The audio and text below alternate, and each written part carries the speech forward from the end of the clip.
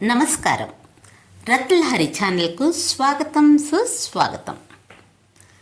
లంకలో సీతమ్మ భుజించిందా?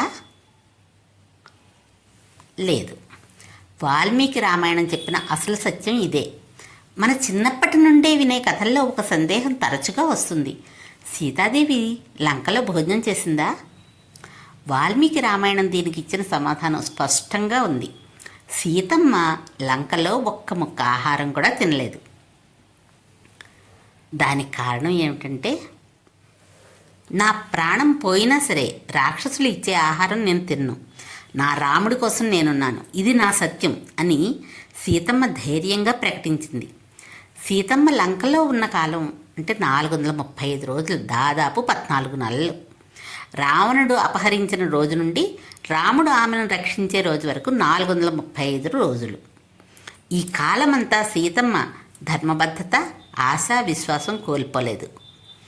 ధర్మం అంటే కష్టం వచ్చినా నిలబడ్డం. ఈ సంఘటనలో దాగిన మహత్తర సందేశం అదే. ఆస్తిక్యం మనిషికి అసాధారణ బలం ఇస్తుంది. భౌతిక ఆహారం లేకున్నా ఆధ్యాత్మిక శక్తి నిలబెడుతుంది. ప్రతికూల పరిస్థితుల్లో సైతం సత్యాన్ని వదలకూడదు. సీతమ్మ లంకలో భోజనం చేసిందా అంటే లేదు. ఎందుకు? రాక్షసుల ఆహారం ధర్మ విరుద్ధం.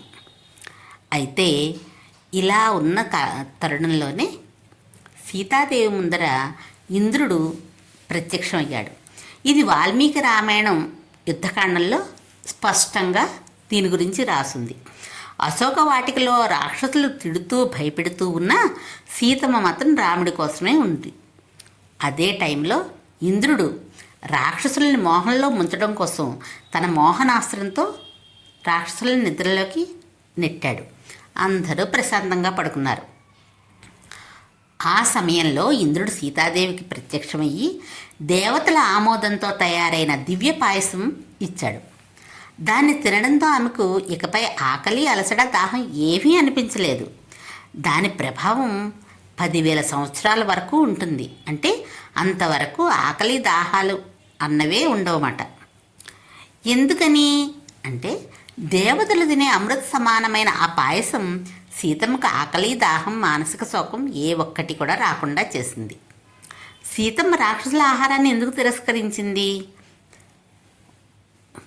ఆ ఆహారం